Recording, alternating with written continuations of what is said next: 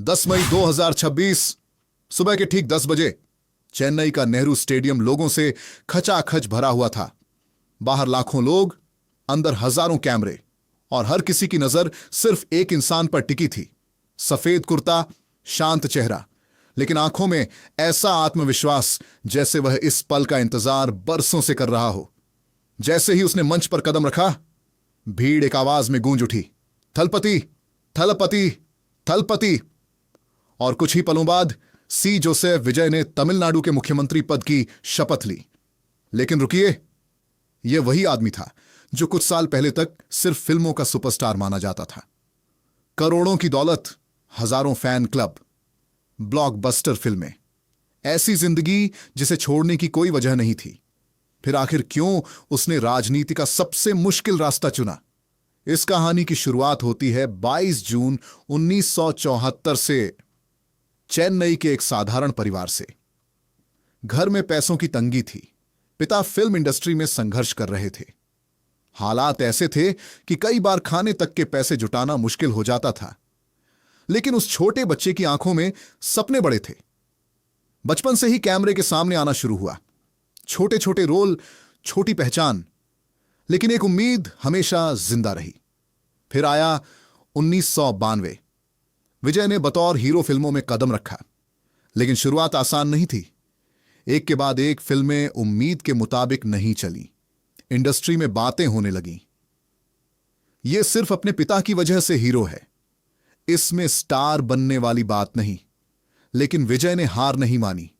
सुबह जल्दी उठकर घंटों dance practice, action, dialogue delivery, अपनी हर कमजोरी पर काम किया।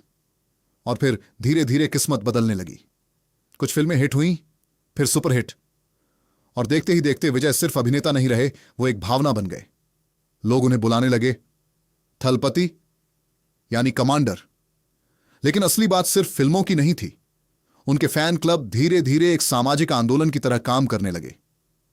बाढ़ हो, गरीबों की मदद, इलाज का खर्च, लोगों के बीच उनकी छवि सिर्फ स्क्रीन वाले हीरो की नहीं, बल्कि असली जिंदगी के मददगार इंसान की बनने लगी। फिर आया वो दौर जब विवाद शुरू हुए। कुछ फिल्मों के डायलॉग्स ने राजनीतिक हलकों में हलचल मचाई। आलोचना हुई, विरोध हुआ, दबाव बना। लेकिन विजय अक्सर चुप रहे। शायद वह समझ चुके थे कि हर जवाब शब्दों से नहीं दिया जाता। इसी बीच निजी जिंदगी में भी उतार चढ़ाव आए। परिवार, रिश्ते, विवाद, कई बातें सुर्खियों में रहीं। लेकिन एक चीज नहीं बदली, उनकी लोकप्रियता। और फिर आया वो दिन जिसने सबको चौंका दिया। 2 फरवरी 2024 विजय ने अपनी राजनीतिक पार्टी की घोषणा कर दी। कई लोगों ने मजाक उड़ाया। किसी ने कहा, एक और अभिनेता राजनीति में आया है। किसी ने कहा, कुछ महीनों में सब खत्म हो जाएगा। लेकिन विजय इस बार फिल्म का किरदार नहीं निभा रहे थे। उन्होंने पूरे तमिलनाडु में संगठन तैयार करना शुरू किया। युवाओं तक पहुंच बनाई। गांवों, शहरों, छोटे कस्बों तक अपनी मौजूदगी दर्ज कराई। धीरे धीरे माहौल बदलने लगा। और फिर आया चुनाव।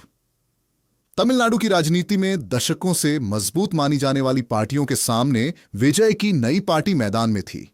विश्लेषकों को भरोसा नहीं था, लेकिन नतीजों ने सबको चौंका दिया। लोगों ने इसे सिर्फ एक चुनाव नहीं, बदलाव की उम्मीद की तरह देखा। और आखिरकार वो पल आया। नेहरू स्टेडियम, लाखों की भीड़, गूंजता हुआ एक नाम, थलपति। शपथ के बाद विजय अपने माता पिता से मिलने पहुंचे। एक सफर जो संघर्ष से शुरू हुआ था, इतिहास के मोड़ पर आकर खड़ा था। लेकिन सबसे बड़ा सवाल अभी भी बाकी है। क्या एक सुपरस्टार सच में राजनीति बदल सकता है, या फिर सत्ता हर इंसान को बदल देती है? इस सवाल का जवाब आने वाला वक्त देगा। लेकिन एक बात तय है, संघर्ष से उठकर शिखर तक पहुंचने की कहानियां लोगों को हमेशा याद रहती हैं। अगर आपको यह कहानी पसंद आई हो तो बताइए, क्या विजय वाकई बदलाव ला पाएंगे? जय हिंद।